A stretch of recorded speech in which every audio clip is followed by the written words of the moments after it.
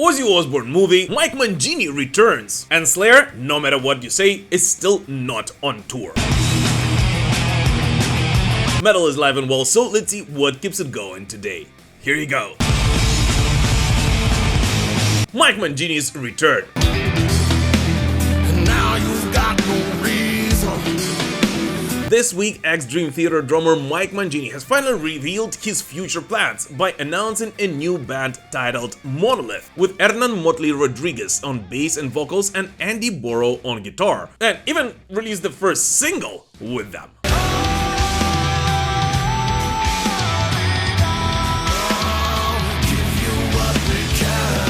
And here I just want to point out that although for me the Dream Theater drummer is no matter what Mike Portnoy, and I'm actually really happy that Portnoy has returned to Dream Theater. Nevertheless, all Dream Theater fans, in my opinion, should be extremely thankful to the wonderful Mike Mangini for keeping that heavy metal fire burning and keeping the band alive while the prodigal son was away from Dream Theater. And given the fact that Mike Mangini is simply an incredible drummer, one of the best ones in the world for sure, and in addition to that is simply a wonderful person, I'm actually really happy that Mike has announced his new project. As first of all, I think it would be a crime against humanity for this kind of musicians and this caliber of musicians to stay away from making new music. And secondly, I'm simply really excited to hear what Mike has in stock for us with his new project. So yeah, welcome back, Mike Mangini.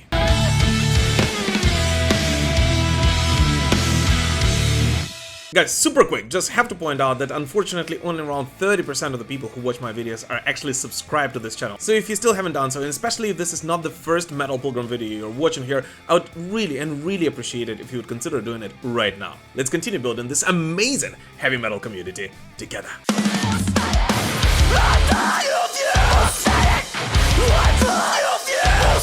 Modern Guitar God. Alright guys, it's time for the latest installment of our What the Flip Did I Just Read segment. As this week, Polyphone's Tim Hansen said that the person who made guitar cool again is nobody else but Machine Gun Kelly. Good luck figuring this shit out. Now, let's get one thing straight, there's absolutely no judging in the Metal Pilgrim community, so if you like MGK, totally fine. It's not my kind of music, and it's not my kind of behavior, but if you like it, we're no judging. At all. No matter how weird your taste in music actually is. But to claim that he made guitar cool again? The guy who just went from rap to pop punk? Or whatever the flip this is?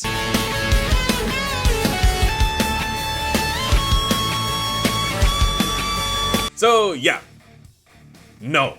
But the coolest thing is not the news itself, but rather the comments under it, with so many Machine Gun Kelly fans praising Tim Hansen for finally seeing MGK for what he truly is, and some even saying that it was Machine Gun Kelly who opened the doors for all other rock bands. Yeah, him, not just stupid Metallica, Iron Maiden, or even such bands as Ghost, but rather this wonderful gentleman.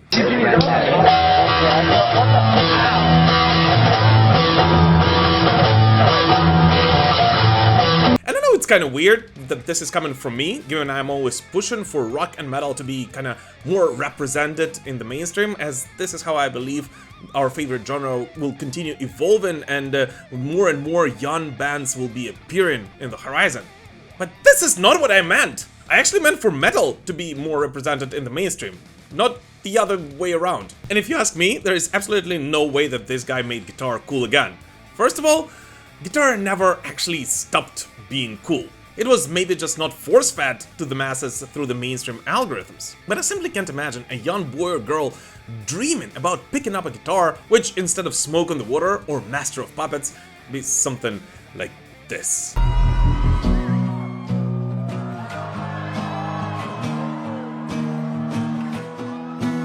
but I do understand that it might be just me, old fart talking. So what do you guys personally think about it? Do you agree with Tim Henson that MGK made guitar cool again? Or you think that there are some other young artists who are inspiring to the new generation of guitarists? Please let us know in the comments. I'm actually really curious to find out whether I'm just not seeing something straight here.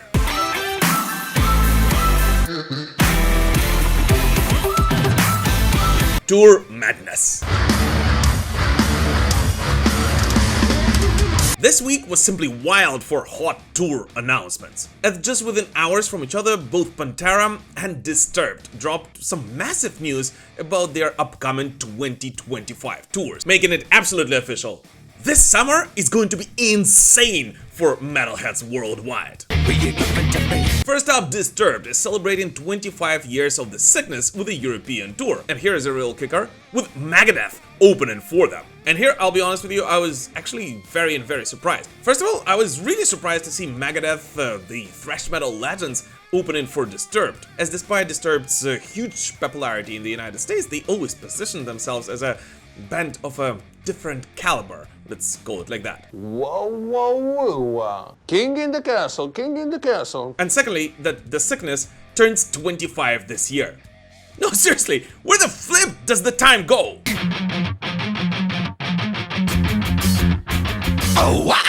And meanwhile, just across the Atlantic, Pantera is setting up for a massive US run with Amon Amarth as support. Which, in all honesty, I only have one complaint about. How the flip did no one think about calling it Cowboys from Asgard or Guardians of Hell? No, seriously, it was right there! Such a wasted opportunity.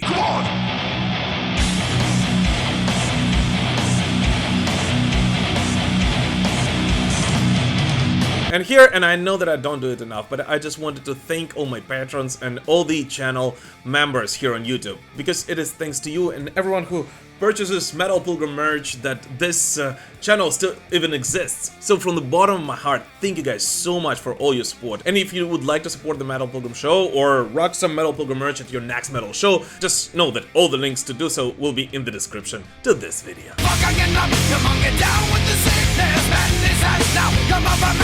Slayer's still not a tour.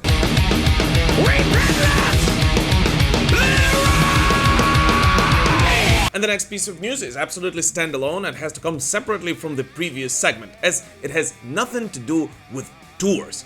Yet, nevertheless, this week, Slayer announced yet another concert they will perform in 2025. Yet no, it is still not a proper Slayer tour.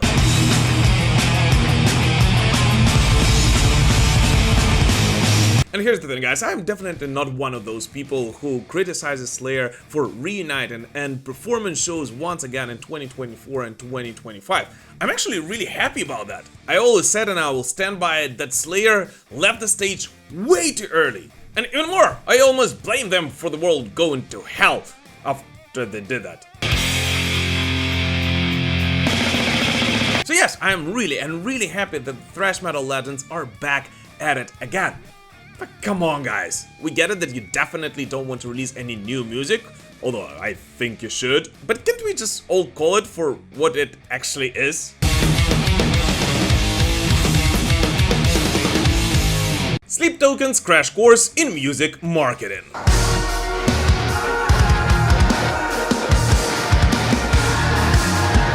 So it looks like a new Sleep Token album is coming sometime very soon. And just like with everything related to Sleep Token, the band is announcing it in a very unique way. First, they created a special website, which also did not look like anything extra special. If opening the code, at least in the first days, many attentive fans found special coordinates somewhere in the United Kingdom. A building on which, by the way, although is not the same, looks very much like the one which has inspired Sin After Sin. And after that, Sleep Token also created a special Instagram account on which they started posting sheet notes for what many believe is the new Sleep Token music. There is something. And here's the thing, and I just have to point it out, as always, those who are not new to the channel know that I simply can't stand Sleep Token's music. I mean, I really try to get into them and understand what all the hype is about, but I simply couldn't. Sorry for all the Sleep Token fans. Simply can't stand Sleep Token. Deja vu. But one thing about this band is absolutely true. They do marketing like nobody else in metal does. And I wish more and more young, and in all honesty, old bands as well, would learn from them. Thrash metal strikes back.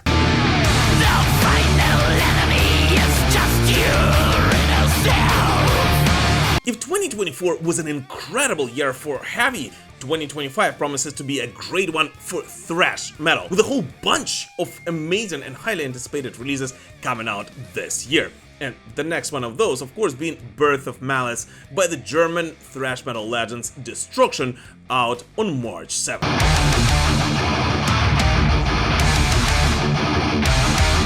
And so, in honor of it, in this week's Metal Chat, let's welcome nobody else but Schmier of Destruction. One of the things that struck me was, and correct me if I'm wrong here, but the lyrics and the themes that you're opening up on this one are even a bit more profound than usual in a way. So any particular influences that you think affected your songwriting on this album? I mean, actually, you know, I travel the world, and a lot of stuff that I see affects my songwriting, you know. And like an example, I came back from tour, anniversary tour, 40 years, and then I wrote the song Destruction. And the first word of the lyrics are looking back in time. That's how I started. I'm reflecting from tour, home from tour, I'm looking back in time and I'm writing it down, you know. And so that's how I started to write the song. And this is like what I call the Manowar kind of lyrics, where it's us and the fans, and you know, 40 years together, and it's fun to write. Of course, it's some people might think it's cheesy, but it's cool because we bond with the fans, and the fans will sing like we're Destruction live because they are part of our success, you know.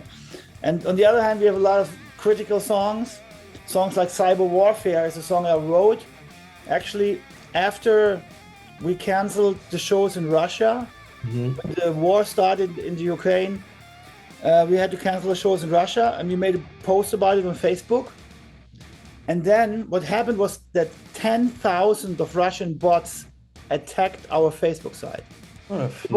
It was insane, and I'm getting the chills again because it was so intense that I had to call my bandmates, help me, we're getting invaded, you know. Yeah. And there was 10,000 of bots doing this whataboutism, like, oh, we didn't start the war, it's Ukraine's fault, blah, blah, you know, posting videos, links, you know. And we had to erase and block all those bots, tens, thousands it was. And at the end, the post still had like 15K likes, you know, it was insane, it was going off the roof. And then I was like, okay, we're a metal band from Germany. We have nothing to do with the world policy. We have no impact. And they invaded us like this. How strong and how prepared is this Russian bot army, you know? Insane, you know? And then I was just, you know, Googling about it and, you know, getting into the thing and questioning like, you know, where's the war really starting? It's the internet. It's the shaping of opinion in the internet. It's the bots that are dividing people and they conquer the people. And, you know, this is how war is done in a part of the war, at least, is done in the year 2025 or 24. It was when I wrote it. So yeah, songs are maybe stuff that influenced me that I need to write about, you know, because I experience it, I feel it, I see it, and then I write it down. And a lot of people don't have the gift that I have, that I can see the world, tour the world, that I can talk to a lot of people, you know. And yeah, so I think this is how basically most of the songs are written on the album.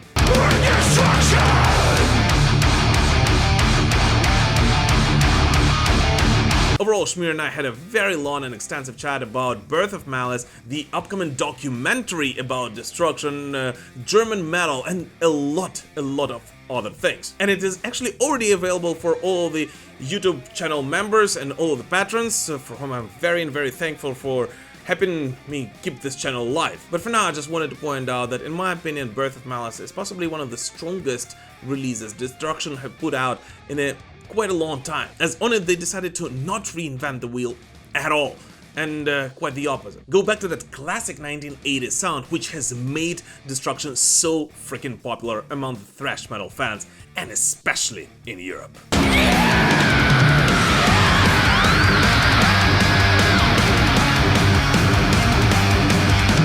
And here finally the time has come for your favorite segment of every Metal Digest, in which we of course talk about 5 latest releases from this week, which sadly did not get their own segments, yet which are definitely worthy of your attention. Avantasia's 10th studio album Here Be Dragons is finally out now via Napalm Records, and on it Avantasia's mastermind Tobias Summit was able to mix classic Avantasia essentials such as enchanting choirs and theatrical symphonic metal elements with an upbeat, straightforward rock and roll. Definitely worthy of your attention if you're a fan of the genre.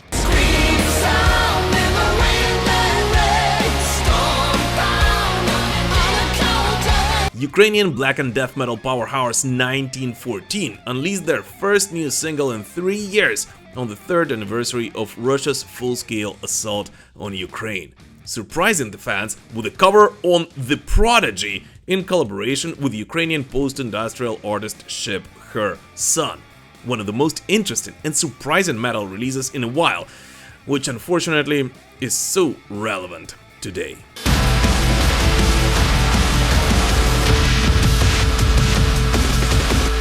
Dirkschneider celebrated the 40th anniversary of Balls to the Wall with a re-recorded version of an Accept classic, on which Udo Dirkschneider and Peter Baltas invited a bunch of their longtime friends, including Doro Pesch, Beef Byford or Mille Petroza, to be featured on each of the re-recorded songs. And while I usually can't stand classic albums re-recordings, I have to give it to Udo, as this move does actually give the songs a new taste.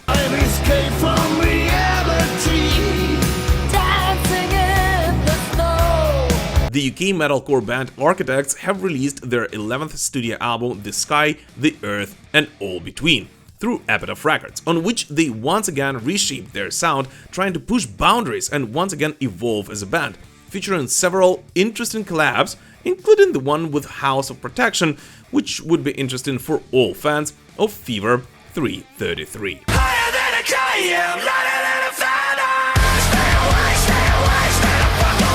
American metal legends Disturbed released a surprise new single, I Will Not Break, a very classic old-school sounding Disturbed song, which David Draiman promises to be the first of the many new tracks released by the band, as the band has opened a new chapter of their career, deciding to release it as an independent artist.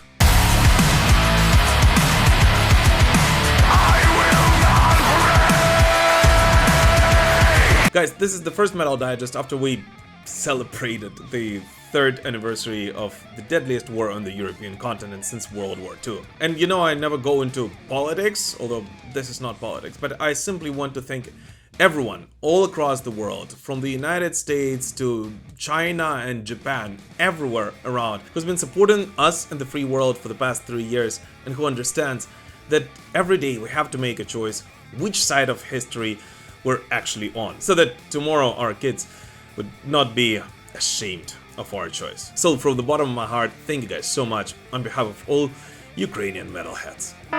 The Ozzy Osbourne movie.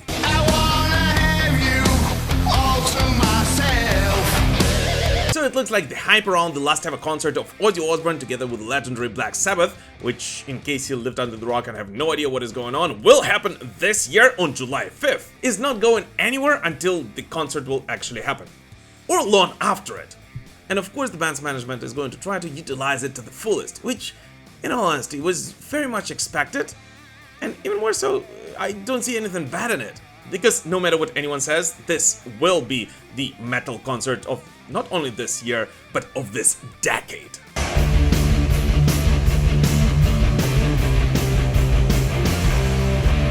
And so this week we found out that the new Ozzy Osbourne documentary is in the works by nobody else but Paramount Plus, and it will concentrate specifically on Prince of Darkness's ongoing battle with Parkinson's disease and other serious health struggles he's faced in the recent years. And while we don't know yet when exactly it's going to be released, it will be out sometime this year. And meanwhile, Ozzy himself started preparing for the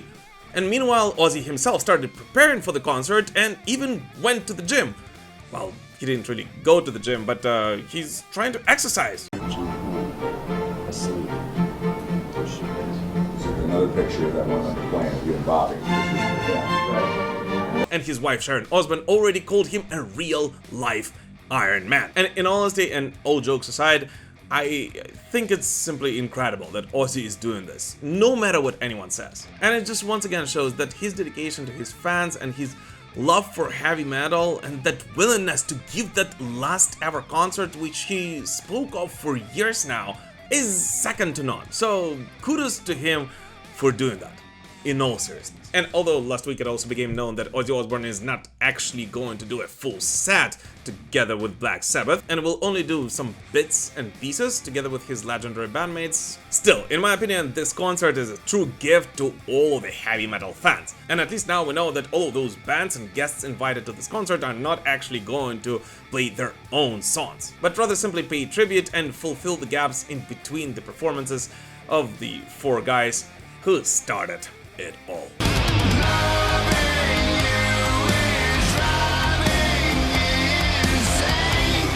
But anyways, what new music did you listen to this week? Please let us know in the comments. As always, thank you so much for watching this video, guys. Don't forget to like it, comment under it, share the word, and of course, join our communities on Instagram, Facebook, Discord, and all the other social media platforms. All the links, of course, are in the description to this video. Thank you, and see you soon on a very special Defenders of the Faith episode. We will prevail. Slava Ukraini!